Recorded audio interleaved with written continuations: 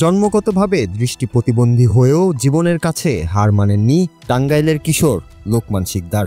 চোখে দেখতে পান না, কিন্তু কাগজের নোট হাতে নিলেই বলে দিতে পারেন এটি কত টাকার নোট। লাঠি ছাড়া একাই চলাফেরা করেন গ্রামের আঁকাবাঁকা পথে, এমনকি অনুমান করে সাইকেল চালিয়ে বেড়ান আশেপাশের রাস্তায়। আজানের সময় এলেই ছুটে যান মসজিদে, নিজেই দেন আজান, নিয়মিত আদায় করেন 5 ওয়াক্ত নামাজ, মুখস্থ করেছেন 2.5 পারা পবিত্র কুরআন। এমন দৃশ্য দেখা যায় টাঙ্গাইলের মির্জাপুর উপজেলার বহুরিয়া ইউনিয়নের বহুরিয়া গ্রামে। দরিদ্র পরিবারে জন্ম নেওয়া লোকমান শওকত আলী ও লিলি বেগম দম্পতির মেজ ছেলে। জন্মান্ধ হওয়ায় পিতা শওকত আলী তাকে মেনে নিতে পারেননি। পরে আরেক ছেলে ও এক মেয়েকে নিয়ে গড়ে ওঠে সংসার। কিন্তু 6 বছর আগে ঘটে যায় মর্মান্তিক এক দুর্ঘটনা। বর্ষার পানিতে খেলতে গিয়ে ডুবে মারা যায় 2 সন্তানই। সেই থেকে অন্ধকার নেমে আসে তাদের পরিবারে। একমাত্র বেঁচে থাকা লোকমানকে নিয়ে দুঃসহ জীবনযুদ্ধ শুরু করেন মা লিলি বেগম।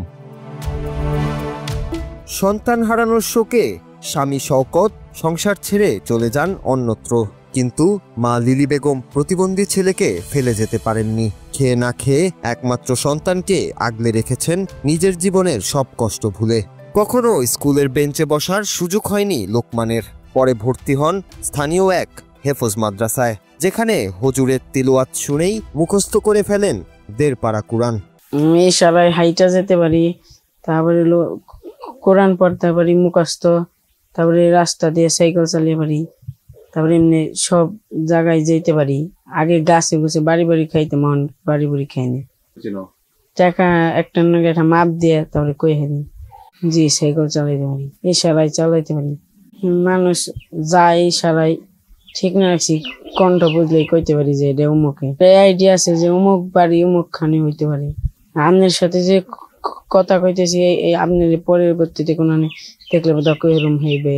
ওই যে আমরা রাজ্জা হুজুরের পাশে আরবি পড়ি, প্রতিদিন এমনি নামাজ টামাজ পড়ি, 5 ওয়াক্ত নামাজ পড়ি, ধরে দেখতেই থাকি, ইনকিন উনকিন যাই। কোরআন তেলাওয়াত করলে মানুষ একসময় খুশি টাকা পয়সা দেয়।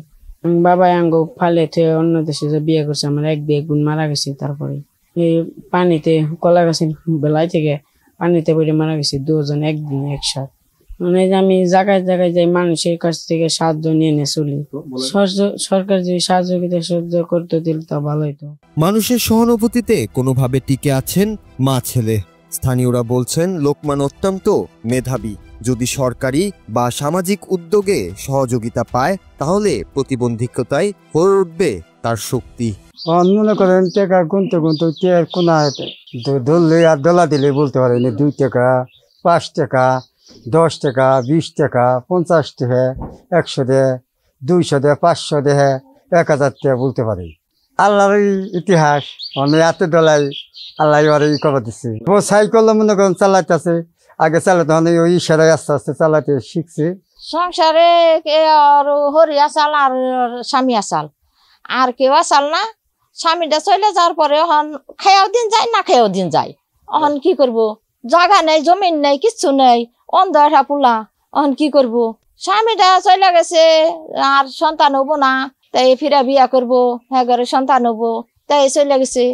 ছেড়িটার তার কোনখানে বিয়া বই হার নাই। এই অন্ধটা থুয়া কি বিয়া বই হারে, মাই কোনদিন সন্তান ফালিয়ে দিয়ে হারে না। ও ছোটবেলা থেকেই তো অন্ধ, কি করবো, পরে একা চলাফেরা করে, বিভিন্ন সময় সাইকেল চালায়, মাঝে মাঝে বাজার করে একা, মানে দেওহাটা যায়। অবাক তো লাগেই।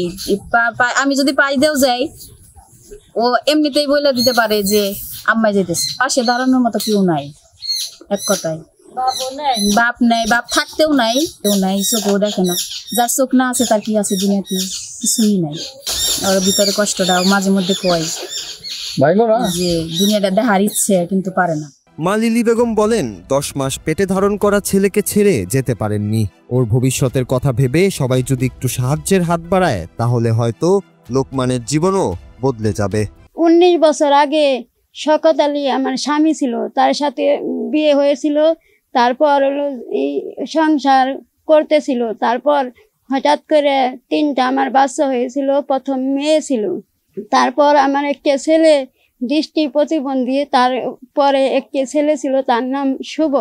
এই 3টি ছেলে মেয়ে থাকার কারণে তারপর হঠাৎ করে বন্যা হইলো। বন্যা হওয়ার পরে কলা গাছের বেলাতে খেলার সময় দুইটা, একটা বড় মেয়ে একটা ছোট ছেলে মারা গেছে। এখন আমার একটি মাত্র দৃষ্টি প্রতিবন্ধী ছেলে আছে। ওই ছেলে থাকার কারণে ওর আব্বা তার ভবিষ্যতের জন্য চলে গেছে, যে ওই ছেলে আমাকে কামাই করে দিতে পারবো না।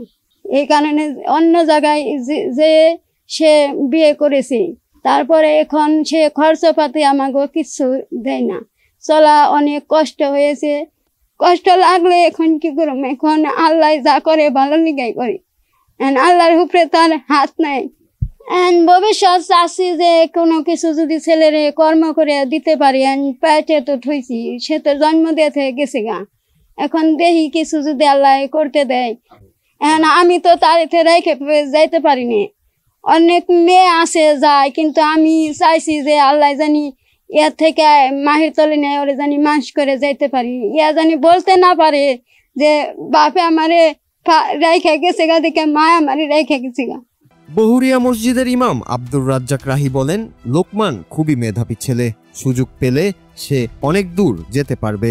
সমাজের সবার উচিত এমন শিশুদের পাশে দাঁড়ানো। ও চোখে একদমই দেখে না, কিন্তু মাথার ব্রেন ভালো, আইডিয়া ভালো, যে কোনো রাস্তাঘাটে দিন রাতে একরকমই চলতে পারে। আমার কাছে আমার বাসায় কুতবহরিয়া মাদ্রাসা আছে, ওখানেও 1 বছর যাবৎ পড়ে। এখানেও ওর পড়তেছে, ওর আজান দিতে পারে, কোরআন শরীফ দেড় পড়া মুখস্থ আছে, নামাজের পড়ানোর যোগ্যতাও আছে, জানাজা পড়াইতে পারবে। তো জানাজায় আর নামাজে ওয়াক্তে ইমামতি দেই না, যে ওই অন্ধ দেখে আমি হয়তো সমালোচনা করবে, নাহলে ওর সব দিক দিয়ে যোগ্যতা ইনশাল্লাহ আছে। ভালো কোনো প্রতিষ্ঠানে লেখাপড়া করে তো ভালো অর্জন করতে পারবে, সফলতা লাভ করতে পারবে। আল্লাহ পাকের রহমত ছাড়া তো কেউ চলতে পারে না। ওর উপরে বিশেষ রহমত, যেহেতু চোখে একেবারেই দেখে না। ও মাদ্রাসা একা যায়, হাটে বাজারে, মির্জাপুর, ধানতারা, এই শখ পরে যেখানে কোনো একা যাইতে পারে, একাই বাড়ি থেকে আবার বাড়িতে আসতে পারে। ওর মার খরচপাতি ওই চালায়, 10 জনেই ওরা টাকা পয়সা দেয়, সেই হিসাব মোটামুটি। বর্তমানে প্রতিবন্ধী ভাতা হিসেবে 3 মাস পর পর মাত্র 2500 টাকা পান মা লিলি বেগম, কিন্তু সেই টাকায় চলে না তাদের সংসার। তবুও আশা ছাড়েননি তারা, প্রতীক্ষা করছেন হয়তো একদিন পরিবর্তন আসবে তাদের জীবনেও। Noor Raju, Bangla TV news desk.